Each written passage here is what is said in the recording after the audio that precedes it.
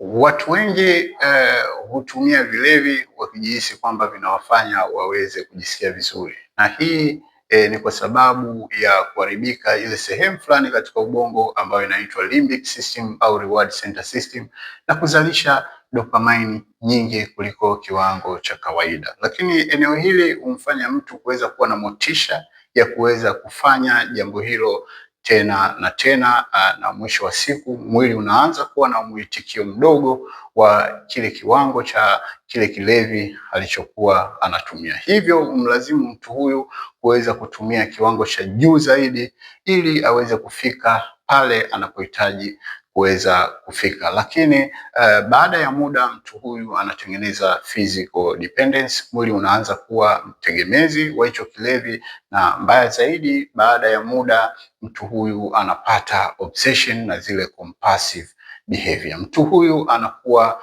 mraibu, na anapokuwa mraibu, serikali hutumia pesa nyingi katika namna ya kuweza kumsaidia hadi kutengemaa, lakini pia familia inaweza kutumia pesa nyingi katika namna ya kuweza kumsaidia mpaka kutengemaa. Lakini pia athari zake, kuna ongezeko la magonjwa ya kimwili kama figo, ini, lakini pia kuna ongezeko la magonjwa ya akili. Lakini mtu huyu pia anakuwa police customer kwa sababu atakuwa anavunja sheria mara kwa mara, lakini pia mtu huyu anakuwa na zile tabia ambazo hazistahili katika jamii. Lakini mtu huyu anaanza kuweza kuwa anakwepa majukumu yake na kujikuta familia inaishi katika mazingira magumu. Lakini mtu huyu uchumi wake hushuka, lakini afya yake ya mwili kudhoofika siku baada ya siku. Lakini mtu huyu kama alikuwa ni mwanafunzi ataweza kuweza kufukuzwa shule, lakini kama alikuwa ni mfanyakazi